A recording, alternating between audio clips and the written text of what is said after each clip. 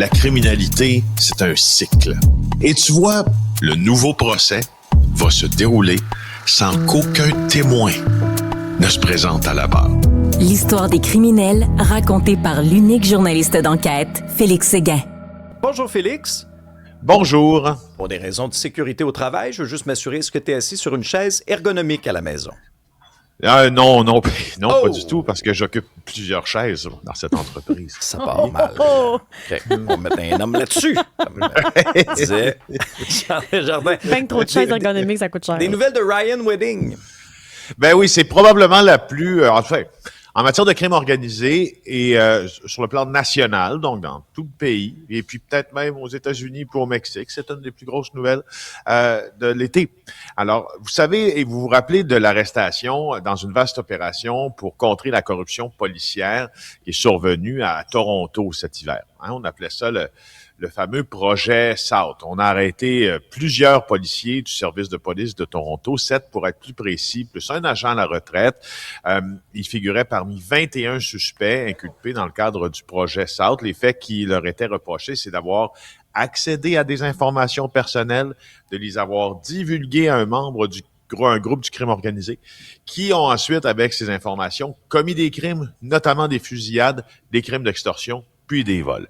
Alors là, je vous rappelle que notre bureau d'enquête, au lendemain de l'arrestation de ces policiers à Toronto, avait titré en une que ce vaste projet, l'un des plus grands scandales de corruption policière de ce siècle au Canada, était entre autres lié par derrière là au fameux Ryan Wedding, donc cet ex-olympien arrêté par le FBI au Mexique puis extradé aux États-Unis, qui est soupçonné et qui avait été décrit par le DEA, donc l'agence américaine d'administration de combat pour combattre les drogues, comme le nouveau Pablo Escobar. Alors, les documents judiciaires récents du projet South, ce que ça nous montre, j'y viens finalement, long préambule pour bien vous cadrer le sujet. Il y a des documents judiciaires récents de ce même projet South qui ont été rendus publics, qui nous en disent un peu plus sur le lien entre cette enquête sur la corruption policière en Ontario et l'affaire Ryan Wedding. Et tout réside dans la destinée, si on veut, ou dans les activités, je devrais dire, d'un individu, c'est Gurpreet Singh. Gurpreet Singh a été accusé par les autorités américaines d'avoir, aidé à coordonner les livraisons de cocaïne pour M. Wedding au Canada. Et il a fait l'objet, donc, Singh, d'une enquête aussi pour son implication dans un complot pour faire assassiner un agent d'une prison de Toronto, imaginez. Alors, ces affirmations-là se trouvent dans des documents d'enquête rendus publics. Alors, maintenant, M. Singh, qui attend son extradition, comme je l'ai dit, vers les États-Unis, lui, dans le cadre de ce fameux complot pour assassiner un gardien de prison, il ne fait pas face à des accusations, sauf que dans ces mêmes documents, ce qu'on sait, c'est que, écoutez, M. Wedding semble impliqué dans la commande de cet assassinat. C'est pas rien, là. Ah ouais. C'est pas rien ce que je suis en train de vous dire, là. On a des policiers de Toronto qui sont suspendus, certains congédiés pour des soupçons de corruption, une vaste enquête de police. J'étais à Toronto quand ça s'est passé. Et là, on est en train de remonter à un complot ourdi par Ryan Wedding pour faire assassiner un gardien de prison. Imaginez l'ampleur de ce scandale. Il emmenait large, hein, Félix, visiblement, là. Mais bien sûr qu'il emmenait, en fait, plus large que l'on pensait, parce que pour la majorité des gens qui nous écoutent ce matin, Ryan Wedding, c'était qui, là? Ryan Wedding, si toutefois on le connaissait, c'était cet ex-olympien qui avait quoi? Qui avait bien mal viré, puis qui trafiquait des drogues avec le cartel de Sinaloa, entre autres. Et là, on comprend que Wedding, avec ça, avait donc à sa main une armée, et on le sait maintenant, c'est confirmé, donc une armée de tueurs à gages au Canada qui pouvait d'ailleurs tuer un peu partout dans le monde, comme il a fait avec Jonathan Acevedo Garcia, l'informateur de la DEA qui l'a fait tuer en Colombie selon les prétentions du FBI. Mais comme il aurait tenté de le faire avec un gardien de prison à Toronto, avec justement, sous sa gouverne, des hommes de main qui eux-mêmes avaient des policiers du plus grand service de police municipale de Toronto ils retenaient leur service. Ça nous ramène quasiment à du incroyable. Mom Boucher, Félix. Tu nous replonges quasiment dans l'époque de Mom Boucher.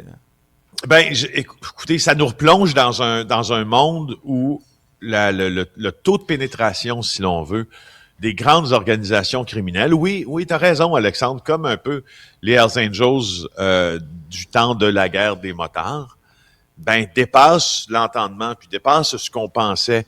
Puis moi, quand quand j'ai appris qu'il y avait des policiers de Toronto qui étaient possiblement liés dans un deuxième ou troisième cercle à Ryan Wedding, j'étais très suspicieux de cette information-là. J'en doutais énormément parce que je me disais, voyons, c'est impossible. Mais là, les documents judiciaires semblent nous dire que c'est possible.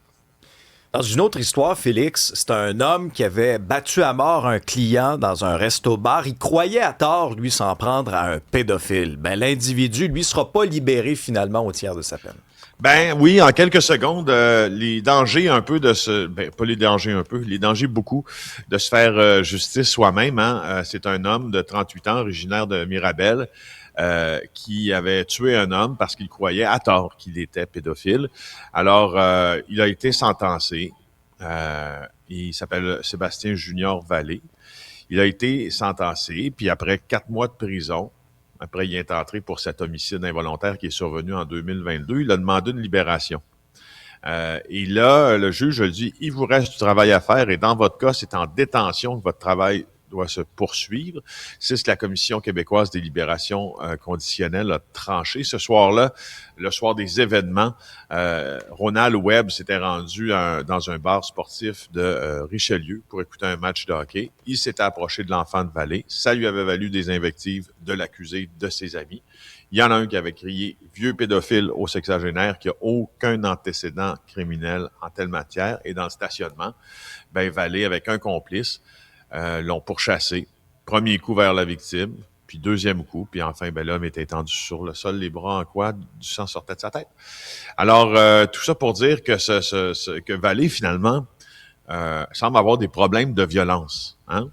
Alors, les arguments, là, pour obtenir sa libération conditionnelle, faisait état qu'il avait suivi des thérapies, réglé des problèmes de consommation, mais manifestement, il y a des problèmes de violence et c'est à l'intérieur des murs qu'il les réglera. Pas de libération conditionnelle pour quelqu'un qui croyait faire justice, puis finalement, qui s'est ramassé dans tout un pétrin.